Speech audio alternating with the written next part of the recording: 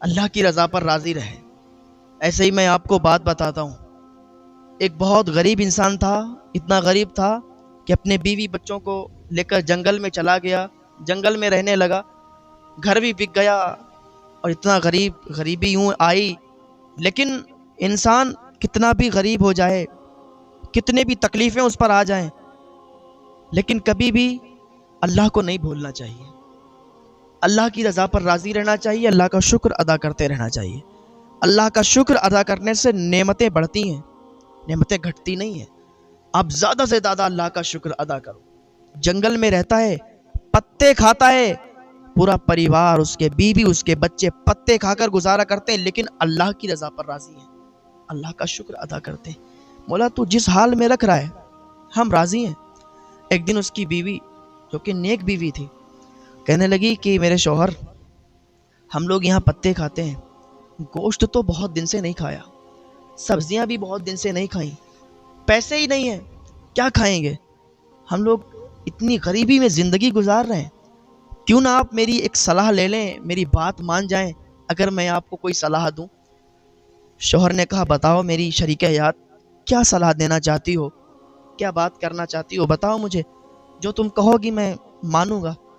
اس نے کہا سنو، فلاں جگہ ایک شہر ہے، اس میں ایک بہت بڑا مالدار رہتا ہے، بہت بڑا آدمی رہتا ہے، اگر آپ میری بات مانیں تو اس کے پاس چلے جائیں۔ اس کے پاس جانے کے بعد اس سے کہیں کہ کچھ ہماری مدد کر دے، ہو سکتا ہے وہ ہماری مدد کر دے، کیونکہ جو امیر ہوا کرتے ہیں تو ان کے لیے تھوڑے بہت پیسے ماننے نہیں رکھتے، اب وہ غریبوں کی بہت مدد کیا کرتے ہیں۔ تو میں نے سنا ہے کہ فلاں شہر میں وہ ایک بہت مالدار رہتا ہے، وہ لوگوں کی مدد بھی کرتا ہے، ہو سکتا ہے آپ کی مدد کر دے۔ تو اس کے شوہر نے کہا میری شریک حیات ایک بات بتائیں۔ کہا بتاؤ۔ کہ یہ مالداروں کے چوچلے بڑے عجیب ہوتے ہیں، زیادہ بہتر رہے گا کہ ہم اس کے پاس نہ جائیں، ہم جائیں گے اگر اس نے منع کر دیا تو اچھا نہیں لگے گا۔ اس نے کہا آپ جا کر تو دیکھو۔ کہا اگر وہ اتنا ہی مالدار ہے جو سب کی مدد کرتا ہے، اگر اتنا ہی مالدار ہے تو پھر ہم غریب کیوں ہیں؟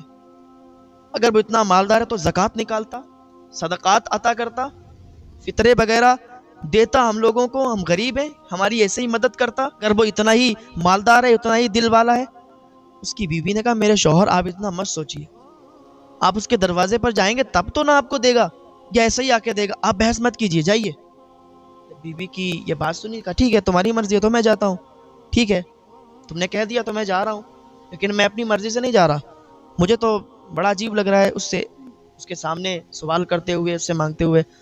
نے کہا میرے شوہر، میرے سرتاج، آپ جائیے تو صحیح، اس سے مانگیے تو صحیح، وہ ہو سکتا ہے دے دے، اور ہم یہاں پتے کھا کر گزارا کرتے ہیں، اتنا تو ہو جائے گا کہ ہم ایک ٹائم گوشت سے روٹی کھا لیں گے، سالن سے روٹی کھا لیں گے، پتوں سے تو نہیں کھانا پڑے گا۔ ٹھیک ہے جا رہا ہوں، اس نے کہا۔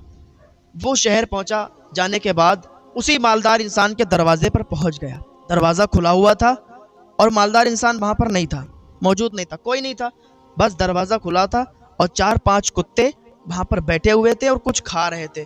اس نے دور سے دیکھا یہ کیا چیز کھا رہے ہیں کتے، جیسے ہی آگے بڑھا تو اس نے دیکھا کہ گوشت کے ٹکڑے پڑے ہوئے تھے، پکا ہوا گوشت تھا، گوشت کے ٹکڑے پکے ہوئے اور وہاں پر پڑے تھے، اور کتے وہاں پر نوچ نوچ کر کھا رہے تھے، کافی گوشت کتوں کے سامنے پڑا تھا۔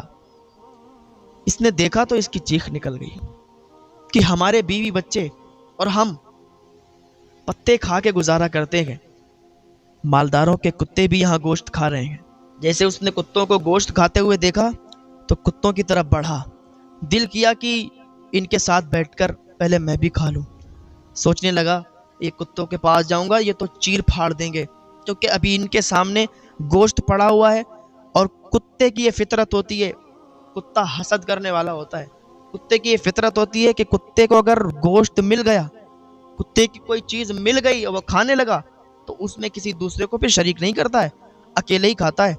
تو بڑا ڈر بھی لگ رہا تھا، لیکن بھوک بھی بہت تیزی کے ساتھ لگی تھی، اور بہت دن ہو گئے تھے اس نے گوشت کھایا بھی نہیں تھا۔ تو جب گوشت دیکھا تو منہ میں پانی آ گیا۔ اس نے کہا چلو اپنا جو کام ہے، جو ہم جس کام سے آئے یہ بعد میں دیکھیں گے، پہلے تو کھانا کھا لیتے ہیں۔ 4-5 کتے بہت ہٹے کٹے اور گوشت میں لگے ہوئے تھے، گوشت نوچ نوچ کر کھا رہے تھے، اپنا پیٹ بھر رہے تھے، بہت زیادہ گوشت پڑا تھا۔ اس سے رہا نہیں گیا، اس نے کہا چلو ایک ہی کام ہوگا، یہ تو کتے مجھے مار دیں گے، یہ تو مجھے کھانا کھانے کے لیے جگہ دے دیں گے، یہ تو مجھے کھا لینے دیں گے۔ تو کیا کیا؟ کتوں کی طرف بڑھ گیا۔ تو جیسے ہی کتوں کی طرف بڑھا تو کتے بھی دور ہٹ گئے۔ اللہ جس سے راضی ہوتا ہے نا، راستے بناتا جاتا ہے اس کے لیے۔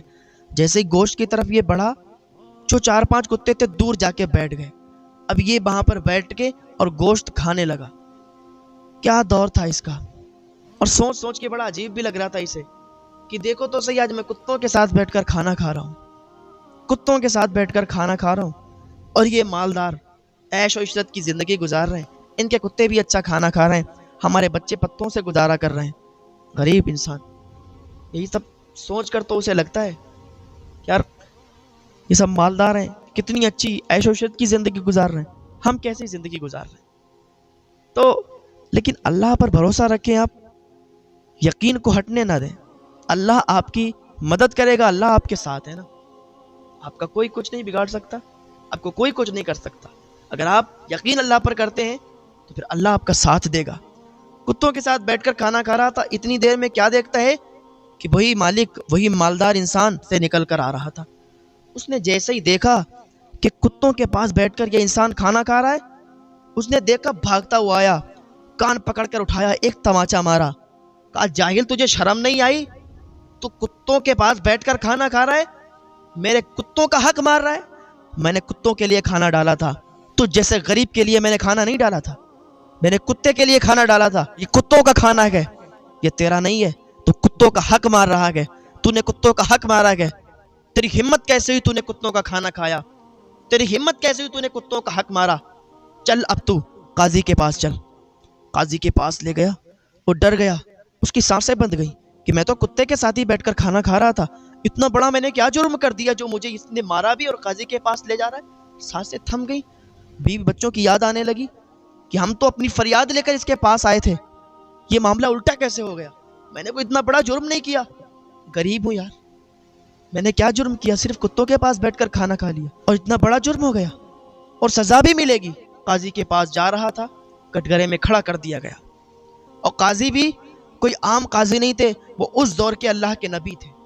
جیسے ہی کٹگرے میں کھڑا کیا اس کو، حضرت جبریل علیہ السلام آ گئے۔ حضرت جبریل علیہ السلام نے ان اللہ کے نبی کو کچھ بتایا، پیغام سنایا، چلے گئے۔ ادھر اس مالدار انسان نے یہ اپیل کی کہ اس انسان کو سخت سے سخت سزا دی جائے، اس نے میرے کتوں کا حق مارا ہے، میرے کتوں کا کھانا بیٹھ کر اس نے کھایا ہے میرے یہاں پہ، اس کو زیادہ سے زیادہ سزا دی جائے۔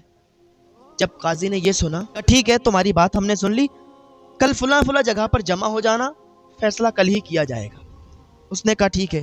اب یہ بہت بے چین ہے، کل کیا کیا جائے گا، کیونکہ اس دور میں بہت جلد ہاتھ بھی کاٹ دیے جاتے تھے، سزائیں بہت تگڑی ملا کرتی تھیں۔ اب یہ ڈر رہا تھا، اسے اپنی بیوی بچوں کی یاد آ رہی تھی، اور سوچ رہا تھا کہ میں نے اپنی بیوی کو سمجھایا تھا، بتایا تھا کہ امیر لوگوں کے چوچلے بہت غلط ہوتے ہیں، مجھے مت بھیجو، لیکن میری بیوی پیچھے پڑ گئی، مانتی نہیں میری کوئی بات۔ لیکن بس یقین تو اللہ پر تھا، پکا یقین تھا، پختہ یقین تھا کہ اللہ جو بھی کرے گا بہتر کرے گا، ہم تو اللہ کی رضا پر راضی ہیں۔ دوسرا دن ہوا، لوگ جمع ہو گئے، لوگ آ گئے، حضرت جبریل علیہ السلام آئے وہی لے کے، اللہ کا پیغام سنایا، چلے گئے۔ وہ اللہ کے نبی نے حکم دیا، اب بتاؤ کیا معاملہ ہے؟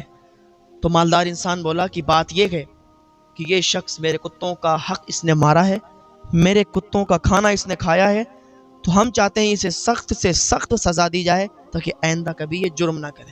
اور اللہ کے نبی نے کہا کہ اتنی چھوٹی بات ہے، کھانا بھی کھایا ہے لیکن کتوں کے ساتھ بیٹھ کر، تمہیں شرم نہیں آتی؟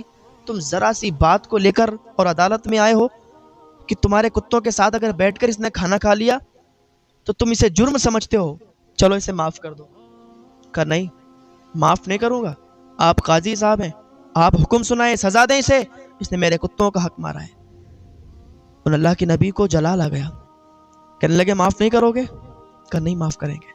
کہا سنو، تمہاری جتنی دولت ہے نا، تمہارا جتنا بھی پیسہ ہے اور تمہارا جو بھی محل ہے، تمہارا نہیں ہے، اسی انسان کا ہے۔ اس انسان نے جب اتنا سنا تو اسے بھی عجیب لگا اور اسے بھی عجیب لگا جو مالدار تھا، یہ کیسے ہو سکتا ہے؟ لگ رہا ہے قاضی صاحب ابھی مذاق کر رہے ہیں۔ تو ان اللہ کے نبی نے کہا کہ ادھر کوئی مذاق نہیں چل رہا ہے، بالکل سیریس بات ہو رہی ہے، تو اسی کا غلام ہے، تیری ساری دولت اسی کی ہے، تیرا سارا مال اسی کا ہے، اور بول تو معاف نہیں کرے گا؟ چل ٹھیک ہے، اب فیصلہ ہی ہوگا۔ اس نے کہا دیکھو قاضی صاحب آپ فیصلہ کرو، یہاں پر کوئی بچوں کا کھیل نہیں چل رہا ہے، اس نے میرے کتوں کا حق مارا ہے، اسے سزا دی جائے۔